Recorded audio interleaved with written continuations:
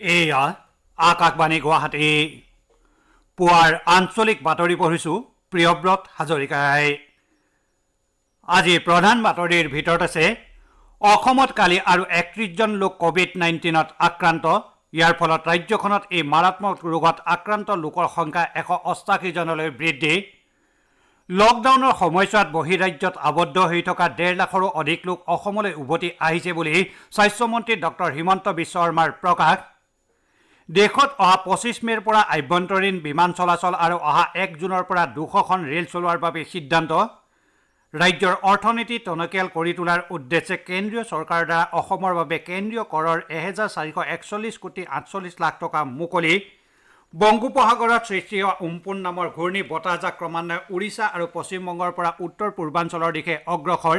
যিকোনো পৰিস্থিতিৰ মুখামুখি হ'বলৈ অসম আৰু মেঘালয় চৰকাৰৰ ব্যাপক জৰুৰী ব্যৱস্থা গ্ৰহণ আৰু দিহিং পাটকাই অভয়াৰণ্যৰ পৰিদৰ্শন কৰি অঞ্চলটোৰ পৰিস্থিতি বুজ ল'বলৈ বনমন্ত্ৰী পৰিমল শুক্লবৈদ্যক মুখ্যমন্ত্ৰী সৰ্বানন্দ সোণোৱালৰ নিৰ্দেশ।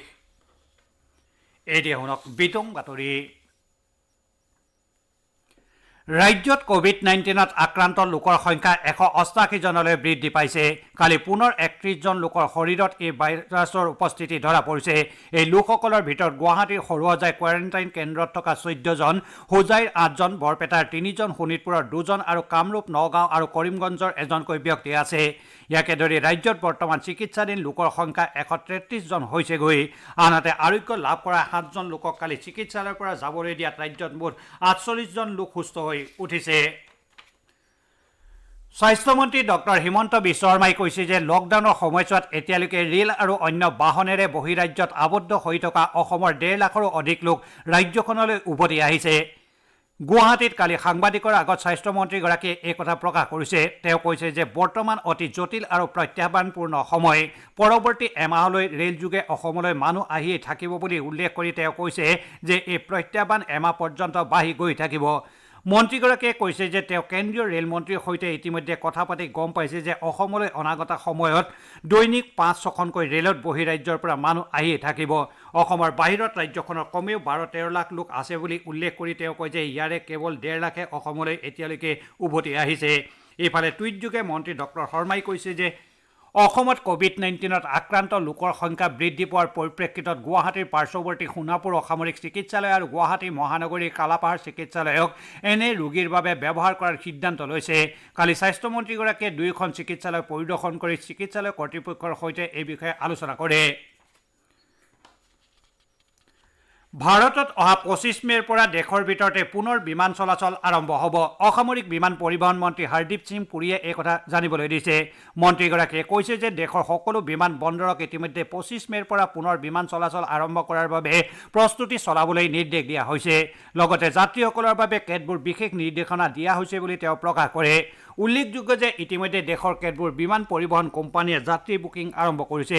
উল্লেখযোগ্য যে কৰোনা ভাইৰাছৰ সংক্ৰমণ প্ৰতিৰোধৰ বাবে মাৰ্চৰ শেষৰ ফালে বিমান সেৱা সামূহিকভাৱে বাতিল কৰা হৈছিল। আনহাতে ভাৰতীয় ৰেলৱে অহা ১ জুনৰ পৰা ২০০খন ৰেল চলোৱাৰ সিদ্ধান্ত লৈছে। শীততাপ নিয়ন্ত্ৰণৰ ব্যৱস্থা নথকা সাধাৰণ এই ৰেলসমূহৰ যাত্ৰাপথ আৰু সময়সূচী অতি শীঘ্ৰে ঘোষণা কৰিব বুলি ৰেলৱে সূত্ৰই জানিবলৈ দিছে। অৱশ্যে এই ৰেলৰ বাবে যাত্ৰীসকলে কেৱল অনলাইন যোগেদি টিকট বুকিং কৰিব পাৰিব। ইফালে দেশৰ বিভিন্ন প্ৰান্তত আবদ্ধ হৈ থকা শ্ৰমিকসকলক নিজৰ ৰাজ্যলৈ প্ৰেৰণ কৰাৰ বাবে ভাৰতীয় ৰেলৱে বিশেষ শ্ৰমিক ৰেলৰ সংখ্যা দুগুণ বৃদ্ধিৰ পৰিকল্পনা লৈছে। ইতিমধ্যে বিভিন্ন ঠাইত আবদ্ধ হৈ থকা শ্ৰমিকসকলক তেওঁলোক থকা বৰ্তমান স্থানৰ ডাঙৰ ৰেল ষ্টেচনৰ পৰা যাতায়াতৰ সুবিধা প্ৰদান কৰা হ'ব। ইফালে যিসকল প্ৰব্ৰজিত লোকে নিজৰ ৰাজ্যলৈ বুলি খোজকাঢ়ি ৰাওনা হৈছে তেওঁলোক বৰ্তমান উপস্থিত হোৱা ঠাইবোৰ চিনাক্ত কৰি ওচৰৰ ডাঙৰ ষ্টেচনলৈ প্ৰেৰণ কৰাৰ বাবে সংশ্লিষ্ট ৰাজ্যসমূহক ৰেল বিভাগে নিৰ্দেশ দিছে। অৱশ্যে জিলা প্ৰশাসনে ইয়াৰ বাবে যাত্ৰীৰ নামৰ তালিকা ৰেল কৰ্তৃপক্ষক জমা দিব লাগিব। ভাৰতীয় ৰেলৱে বৰ্তমানলৈকে ১,৬০০খন ৰেলেৰে ২১ লাখৰো অধিক শ্ৰমিকক নিজৰ ৰাজ্যলৈ প্ৰেৰণ কৰিছে। বৰ্তমানো আবদ্ধ হৈ থকা শ্ৰমিকসকলক পৰ্যায়ক্ৰমে নিজ ৰাজ্যলৈ প্ৰেৰণৰ ব্যৱস্থা লোৱা হ'ব। মেঘালয়ত কালি আৰু এজন লোক কোভিড-19ত আক্ৰান্ত হোৱাৰ পাছত ৰাজ্যখনত এই মাৰাত্মক ৰোগত আক্ৰান্ত লোকৰ সংখ্যা ১৪ জনলৈ বৃদ্ধি পাইছে। অৱশ্যে শ্বিলঙত কেইদিনমানৰ পূৰ্বে এজন লোক কৰোনাত আক্ৰান্ত হৈ মৃত্যুমুখত পৰিছে যদিও ১২জন লোক ইতিমধ্যে সুস্থ হৈছে আৰু এজনহে এতিয়া চিকিৎসাধীন হৈ আছে।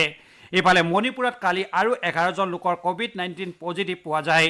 দেশৰ বিভিন্ন ঠাইৰ পৰা মণিপুৰলৈ উভতি অহা লোকসকলৰ নমুনা পৰীক্ষা কৰাৰ পাছত কালি নতুনকৈ এই 11জন লোকৰ পজিটিভ পোৱাৰ পাছত ৰাজ্যখনত কৰোনাত আক্ৰান্ত লোকৰ সংখ্যা 20 জনলৈ বৃদ্ধি পাইছে। ইম্ফলত স্বাস্থ্য বিভাগে জনোৱা মতে ৰাজ্যখনলৈ ইতিমধ্যে বিগত দিনকেইটাত ৰেল আৰু অন্য বিভিন্ন বাহনেৰে 10,000তকৈ অধিক লোক উভতি অহাৰ পাছত স্বাস্থ্য বিভাগে বিশেষ সতৰ্কতা অৱলম্বন কৰিছে আৰু এই আটাইবোৰ লোককেই কোৱাৰেণ্টাইন কৰা হৈছে। ইপিনে নাগালেণ্ডৰ ৰাজধানী কহিমাত আজিৰে পৰা বহু প্ৰতীক্ষিত নমুনা পৰীক্ষাগাৰটো কাৰ্যক্ষম হৈ উঠিছে। নাগালেণ্ডৰ স্বাস্থ্যমন্ত্ৰী এক্স পাঞ্জঙে কৈছে যে আজি এই পৰীক্ষাগাৰটো কাৰ্যক্ষম হৈ উঠাৰ লগে লগে ৰাজ্যখনত স্বাস্থ্য খণ্ডত এটা নতুন বহু প্ৰতীক্ষিত আশা পূৰণ হৈ উঠিব। তেওঁ লগতে কয় যে ডিমাপুৰতো প্ৰায় 11.5 কোটি টকা ব্যয় সাপেক্ষ পৰীক্ষাগাৰটো কিছু সময়ৰ পাছতে কাৰ্যক্ষম হৈ উঠিব। আপোনালোকে বাতৰি শুনিছে আকাশবাণী গুৱাহাটী কেন্দ্ৰৰ পৰা। কৰোনা ভাইৰাছে ৰাজ্যৰ অৰ্থনীতি বিধ্বস্ত কৰি তোলাৰ সময়তে কেন্দ্ৰীয় চৰকাৰে অসমৰ বাবে কেন্দ্ৰীয় কৰৰ 1,441 কোটি 48 লাখ টকা মুকলি কৰি দিছে। উল্লেখযোগ্য যে প্ৰধানমন্ত্ৰী নৰেন্দ্ৰ মোদীয়ে কৰোনাৰ বাবে ভাঙি পৰা অৰ্থনীতি পুনৰুজ্জীৱিতকৰণৰ বাবে 20 লাখ কোটি টকাৰ বিশেষ পেকেজ ঘোষণা কৰিছিল। এই পেকেজৰ পিছত কেন্দ্ৰই কৰৰ লাভাংশৰ ৰাজ্যিক অংশ মোকলাই দিয়াত কৰোনা বিৰোধী যুঁজত বিধ্বস্ত হোৱা ৰাজ্যৰ বিত্তীয় খণ্ডৰ বাবে এয়া সকাহ হিচাপে পৰিগণিত হৈছে। ক্ষুদ্ৰ, অতি ক্ষুদ্ৰ আৰু মজলীয়া উদ্যোগসমূহৰ লগতে অন্য গুৰুত্বপূৰ্ণ খণ্ডসমূহলৈ ঋণৰ পৰিমাণ বৃদ্ধি কৰিব পৰাকৈ ৰাজহুৱা আৰু ব্যক্তিগত খণ্ডৰ বেংকসমূহক এটা পৰিকল্পনা যুগুত কৰিবলৈ মুখ্যমন্ত্ৰী সৰ্বানন্দ সোণোৱালে আহ্বান জনাইছে। গুৱাহাটীৰ অসম প্ৰশাসনীয় পদাধিকাৰী মহাবিদ্যালয়ত কালি অনুষ্ঠিত বিশেষ ৰাজ্যিক পৰ্যায়ৰ বেংকাৰ্ছ সমিতিৰ এখন বৈঠকত বেংক খণ্ডৰ বিষয়াসকলৰ সৈতে মত বিনিময় কৰি মুখ্যমন্ত্ৰীয়ে এই আহ্বান জনাইছে।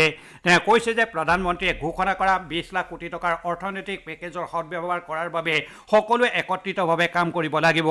ৰাজ্য চৰকাৰে বেংক বিষয়াসকলৰ প্ৰতিনিধিক লৈ এখন সমিতি গঠন কৰিব বুলি উল্লেখ কৰি তেওঁ কয় যে এই সমিতিখনে প্ৰধানমন্ত্ৰীৰ অৰ্থনৈতিক পেকেজৰ ৰূপায়ণৰ বিভিন্ন দিশ চোৱা চিতা কৰিব। লগতে ক্ষতিগ্ৰস্ত সকলো খণ্ডই যাতে ইয়াৰ দ্বাৰা উপকৃত হ'ব পাৰে সেই দিশতো এই সমিতিখনে বিশেষভাৱে চকু ৰাখিব।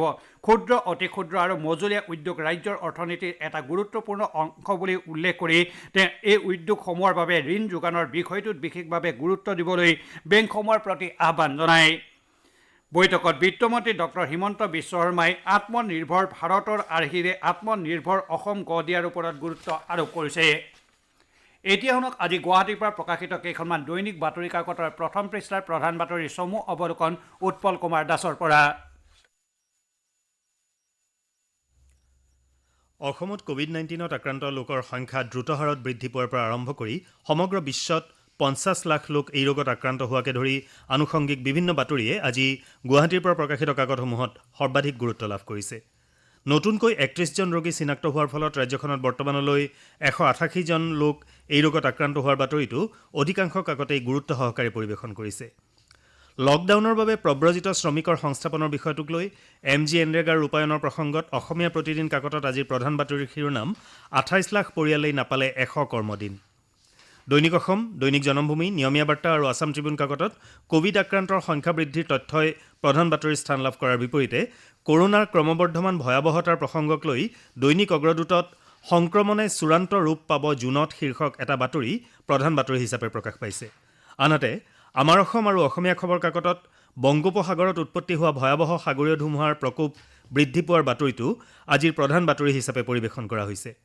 সমাগত ঈদৰ প্ৰতি লক্ষ্য ৰাখি উজনি অসম ইমাম পৰিষদৰ সভাপতিকে ধৰি বিভিন্নজনে সমূহীয়া প্ৰাৰ্থনা তথা নামাজৰ পৰা বিৰত থাকিবৰ বাবে ইছলামধৰ্মী জনসাধাৰণক আহ্বান জনোৱাৰ প্ৰসংগই চেণ্টিনেল কাকতখনত প্ৰধান বাতৰিৰ স্থান লাভ কৰিছে।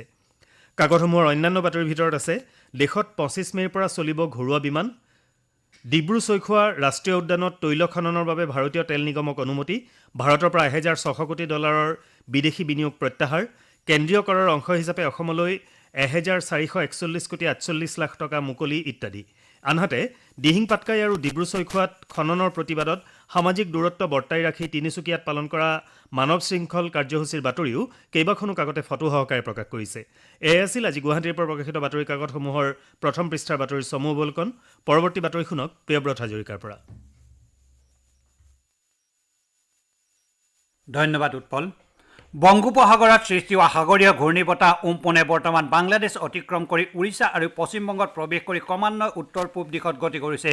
এই ঘূৰ্ণী বতাহজাকে উত্তৰ পূৰ্বাঞ্চলৰ লগতে পশ্চিমবংগ আৰু উৰিষ্যাত খুন্দা মাৰি ব্যাপক ৰূপত ক্ষয়-ক্ষতি কৰিব পাৰে বুলি আশংকা কৰি ইতিমধ্যেই ব্যাপক সতৰ্কতামূলক ব্যৱস্থা গ্ৰহণ কৰা হৈছিল। জানিব পৰা মতে সাগৰীয় ঘূৰ্ণী বতাহজাকে পশ্চিমবংগৰ দীঘা আৰু বাংলাদেশৰ হাতিয়া দ্বীপপুঞ্জৰ মাজত প্ৰতি ঘণ্টাত 155ৰ পৰা 165 কিলোমিটাৰ বেগেৰে খুন্দা মৰাৰ লগতে কেতবোৰ অঞ্চলত ধাৰাসাৰ বৰষুণ দিয়া বুলি বাতৰি পোৱা গৈছে। বতাহজাকৰ বেগ প্ৰতি ঘণ্টাত 185 কিলোমিটাৰ পৰ্যন্ত বৃদ্ধি হ'ব পাৰে বুলি ভাৰতীয় বতৰ বিজ্ঞান বিভাগে জানিবলৈ দিছে। ঘূৰ্ণী বতাহজাকে আজি দিনৰ ভিতৰতে ভয়ংকৰ ৰূপ ধাৰণ কৰি অসমৰ লগতে চুবুৰীয়া মেঘালয় আৰু অন্য ৰাজ্যসমূহৰ ওপৰেদি পাৰ হৈ যোৱাৰ লগতে কেতবোৰ ঠাইত ধাৰাসাৰ বৰষুণ দিব পাৰে বুলি বতৰ বিজ্ঞান কেন্দ্ৰই আগতীয়াকৈ সতৰ্ক কৰি দিছে। ইয়াৰ বাবে সতৰ্কতামূলক ব্যৱস্থা হিচাপে ইতিমধ্যে কেন্দ্ৰীয় গৃহমন্ত্ৰী অমিত শ্বাহে যিকোনো ধৰণৰ দুৰ্যোগৰ সন্মুখীন হ'ব পৰাকৈ আগতীয়া প্ৰস্তুতি সম্পৰ্কে উৰিষ্যা আৰু পশ্চিমবংগৰ মুখ্যমন্ত্ৰীৰ সৈতে কথা পাতিছে। লগতে অসমতো উম্পুন ঘূৰ্ণী বতাহৰ ফলত কেতবোৰ ঠাইত মজলীয়াৰ পৰা ধাৰাসাৰ বৰষুণ দিব পাৰে। ইতিমধ্যে এই ঘূৰ্ণী বতাহৰ ফলত উদ্ভৱ হ'ব পৰা যিকোনো পৰিস্থিতিৰ মুখামুখি হোৱাৰ বাবে নিয়ন্ত্ৰণ কক্ষ স্থাপন কৰাৰ উপৰিও ৰাজ্যিক দুৰ্যোগ সঁহাৰি বাহিনী আৰু ক্ষেত্ৰ পৰ্যায়ৰ বিষয়াসকলক সতৰ্ক হৈ থাকিবলৈ কোৱা হৈছে। এইফালে বতৰ বিজ্ঞান বিভাগে প্ৰকাশ কৰিছে যে গুৱাহাটী মহানগৰীত উম্পুনৰ যথেষ্ট প্ৰভাৱ পৰাৰ আশংকা আছে। কামৰূপ মহানগৰ জিলা প্ৰশাসন আৰু দুৰ্যোগ ব্যৱস্থাপনা প্ৰাধিকৰণে ইতিমধ্যে দুৰ্যোগ ব্যৱস্থাপনাৰ সৈতে জড়িত বিভিন্ন বিভাগৰ বিষয়াসকলক যিকোনো পৰিস্থিতিৰ মুখামুখি হ'ব পৰাকৈ সাজু হৈ থাকিবলৈ নিৰ্দেশ দিছে। সাগৰীয় ঘূৰ্ণীবতাহে যিকোনো সময়তে কামৰূপ মহানগৰ জিলা এলেকাত খুন্দা মৰাৰ আশংকা আছে। প্ৰশাসনে জনসাধাৰণক এই ঘূৰ্ণী বতাহৰ ফলত যিকোনো পৰিস্থিতিৰ মুখামুখি হ'বলৈ সাজু হোৱাৰ বাবে অনুৰোধ জনাইছে। লগতে অসম শক্তি বিতৰণ কোম্পানী, বন বিভাগ, দূৰসংযোগ সেৱা, অগ্নি নিৰ্বাপক সেৱা, জৰুৰীকালীন সেৱা, ৰাজ্যিক দুৰ্যোগ সঁহাৰি বাহিনীকে ধৰি বিভিন্ন বিভাগক 24 ঘণ্টাই সতৰ্ক আৰু সাজু হৈ থাকিবলৈ পৰামৰ্শ দিছে। উল্লেখযোগ্য যে বতাহজাকৰ বেগ শেষৰ ফালে প্ৰতি ঘণ্টাত 185 কিলোমিটাৰ পৰ্যন্ত বৃদ্ধি হ'ব পাৰে বুলি ইতিমধ্যে বতৰ বিজ্ঞান বিভাগে জানিবলৈ দিছে। ইয়াৰ ফলত মেঘালয় চৰকাৰেও ইতিমধ্যে প্ৰায়বোৰ জিলাতে যিকোনো জৰুৰী পৰিস্থিতিৰ মুখামুখি হ'ব পৰাকৈ দুৰ্যোগ ব্যৱস্থাপনাকে ধৰি জিলা প্ৰশাসনসমূহক সষ্টম কৰি বিভিন্ন ঠাইত বিশেষ জৰুৰী কৰ্তব্যৰত বিষয়া নিয়োগ কৰি ৰাইজক সতৰ্ক হৈ থাকিবলৈ আহ্বান জনাইছে। উম্পুন নামৰ ঘূৰ্ণী বতাহজাকৰ ফলত অহা 24 ঘণ্টাত অসমৰ কেতবোৰ ঠাইৰ লগতে চুবুৰীয়া ৰাজ্যসমূহৰ বিভিন্ন ঠাইত ধাৰাসাৰ বৰষুণ দিব আৰু এই সময়ছোৱাত অঞ্চলটোৰ তাপমাত্ৰা সৰ্বোচ্চ 24 ডিগ্ৰী আৰু সৰ্বনিম্ন 22 ডিগ্ৰী চেলছিয়াছৰ আশে-পাশে থকাৰ সম্ভাৱনা আছে। মুখ্যমন্ত্ৰী সৰ্বানন্দ সোণোৱালে দিহিং পাটকাই অভয়াৰণ্য পৰিদৰ্শন কৰি অঞ্চলটোৰ পৰিস্থিতি বুজ ল'বলৈ বনমন্ত্ৰী পৰিমল শুক্লবৈদ্যক নিৰ্দেশ দিছে।